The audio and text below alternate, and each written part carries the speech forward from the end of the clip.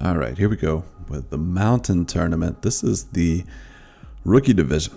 I just created a new rookie account a little over a week ago, so I'm playing with very basic clubs here, and also I'm playing with a basic ball on all holes. And the purpose of this is because I wanted to show that it's possible to qualify and do fairly well in the tournament, even if you don't have the best clubs or premium balls.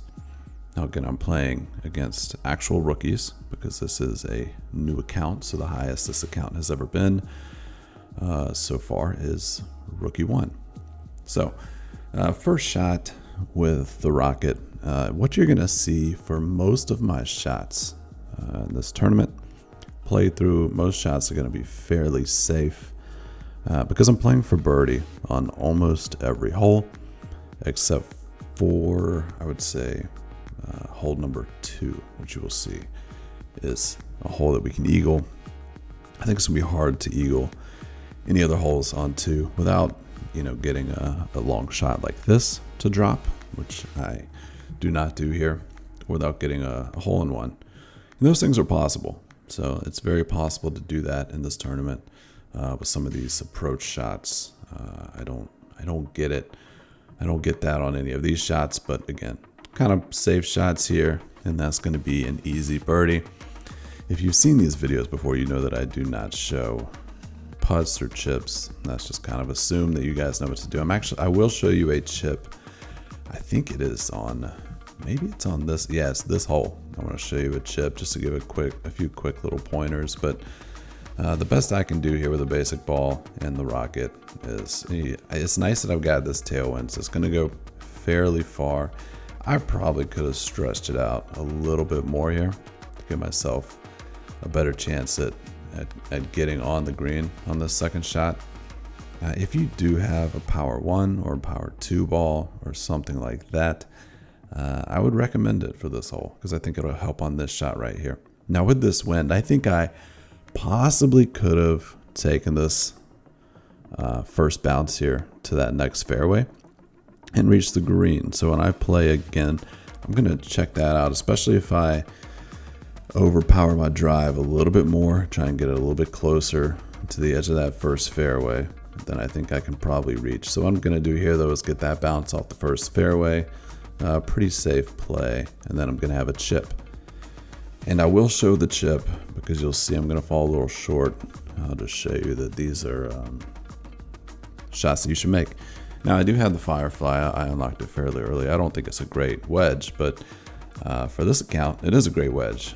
And what I'm going to show you here is I'm going to bring the ball guide closer to me and go with as much topspin as I can. The reason is, as you see as I pull it closer, how those circles are shrinking.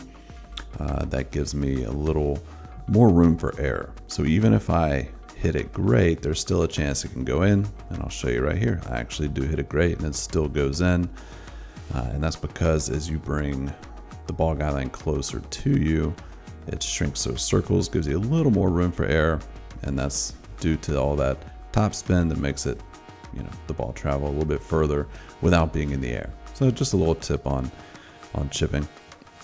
I think I play this shot wrong. So what I really want is for that second bounce there to be on the fringe, and you'll see that I've got it on the edge of the rough, and that's not where it needs to be. I mean, it's just past the rough, but look at that. There's no room for error here. So my adjustment has to be perfect, and it's not quite. So that's a mental mistake on my part. That bounce, so it's going to hit, and then it's going to bounce, and that bounce needs to be on the fringe. No, mine was not. I still make that chip for birdie, but on on these par 3s, we're going for hole in ones, and so I kind of missed that opportunity. The important thing on this hole is there's no reason to try and go for that left fairway. Even if you make it, your approach shot is not going to be as good or as clear as if you played the right side. And again, this is a hole where a power ball is probably going to be a little helpful. Power 1, power 2, power 3, if you have something like that. Just to get a little more distance. I could have used a little more distance here on this shot. This is going to play just fine. But I would have liked to have gotten an extra 10 or 15 yards on this shot just to get it a little bit closer, like on hole number 2. But this is fine, and you can take a look here at where I kind of line up my ball guide. It kind of fits nicely in that little fairway spot. So what I should have done is brought that orange circle back to the edge of the fairway. Right now I've got the blue circle. Like I said, just kind of fit nice and snug on the fairway. It's pretty convenient, but I should have brought that orange back to the edge of the fairway, and you'll see why here in just a second. I've got my adjustments. I'm going to use some curl, and the reason I'm using so much curl is because I don't use any balls with side spin. So instead of side spin, I use curl, and that's right on target. Just a tiny bit coming in too hot. Again, if I had moved it back just a little bit, that could have been a potential eagle. That would have been nice. Now this is one of the hardest holes, I think, in the game. And I say that because you can't really, I don't know how to make an eagle here. There are going to be some folks that figure it out, and they've got, they're going to have berserker balls, and they're going to have, maxed out apocalypses or big toppers or something like that to be able to reach that fairway and that second fairway on the first shot. I don't stand a chance, so I'm just playing it forward. And then this probably was not the best bet, because what I end up doing is putting myself in a position where I've got to fight those trees on the right-hand side. So I do it, it's fine, but what I probably should have done is played a little more left between those trees on the left. You can do a rough bump there, put it up on the fairway, and have a slightly clearer shot to the green, where I don't have to do this crazy hook that you're about to see me do. So you might want to consider that. Play a little more left and then play your wood club without the trees in the way. But I don't have that luxury, so here I am, minimum distance with my Viper. The curl on the Viper alone is not going to be enough. So you'll see me trying to measure out here where I can do one of these giant slices. I don't recommend this if you're a newer player. You can kind of see what I'm doing there. So I'm aiming way far left. I got too much power on this ball. I wanted to underpower it a little bit. I didn't quite pull that off. The target was right. I put it where I wanted to, just gave it a little bit too much and it doesn't come back down. So now I got a chip. But that's how I approached that hole. Probably not the best bet, but it's what I did. Here's another hole where I wish I had maybe a backbone 5. I think would have been better here. Or power ball, because the way this wind is, you can see I'm max distance already, and that's where I want to land, more or less. So in order to actually hit that spot, I'm going to make my wind adjustments here, and the ring adjustments for the wind, and I'm going to see that I'm going to have to overpower the ball to get it to land where I want it to, which adds risk that I don't need, and I'm sitting here trying to play it safe, and that's I'm taking risky shots. And hitting it great to the left puts me at risk of landing in that sand trap, and then that could ruin my birdie chances. So again, if you find yourself a little short there, break out one of those power balls. See if you can, or I would say maybe play it a little more to the right and then curl it in, just to be a little bit safer.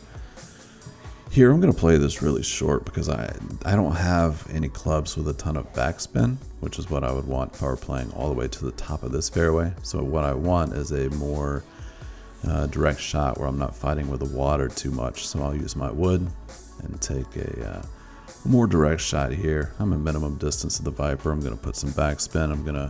I've got the tailwind, so it's going to be too far if I play it just like that. So what I will be doing is trying to underpower and do a little bit of curl. Now I got a little, this is a little bit riskier. I mean, this shot turned out really nice, but I end up hitting it great here, which along with that curl and along with kind of riding the side of the fairway could have put me in a bad spot. So you just want to be careful with the water right there. I do want to take a second to mention I'm using the little app you keep seeing is the Caddy app for Golf Clash on iOS, and that is a wind calculator. I will do a video on that at a later date on the ring system and wind and all that, but I did want to address that just very briefly, just to confuse you a little more. This is a rough bump. This is the absolute best play for this hole in rookie division from the front tee here. So as you can see, I'm gonna land the ball in the rough here with my Viper. I got a little bit of backspin. I make my wind adjustments. And this, I should have used just a tiny bit less backspin, but this thing is right on target. So this hole, it's all about the rough bump.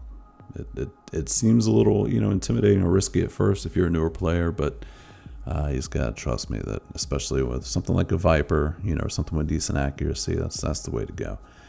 I possibly could have shot the gap here with the rocket, but again, I'm just kind of playing it safe here. And I wasn't sure that I was going to have the distance with the Viper 5, even if I did shoot the gap to reach the green in 2. This is a potential eagle hole. If you can use some curl and shoot over the water there, and then if you have something like a big dog or something with a little more power, you could potentially reach the green in 2. I didn't go that route. I played it safe. I'm playing for birdie here. But if you're trying to win the tournament, this is an eagle hole, but you got to have the distance for it, and you put yourself at risk because you can put it in the water and then this whole shot. So it's worth it if you have the distance. So because this is one of those holes that you're going to see quite a few people eagle, and that's the play they're going to make to do it.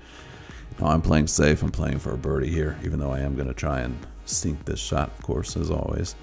And it's funny because I say I'm playing safe, but then here I am. You can see, since I've got that yellow line right up against the, real close to the rough there, that anything other than a perfect, anything other than a perfect to my left is going to put me in the rough or the sand. So just keep that in mind.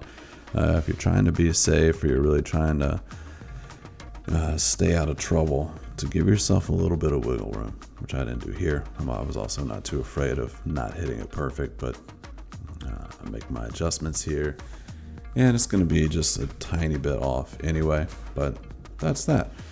If you have questions on this is my first rookie video, so I'm not sure what rookie players know or don't know, so feel free to ask me a question in the comments, and I will do my best to keep an eye on that and answer any questions you may have. And good luck in the tournament. Thanks for watching.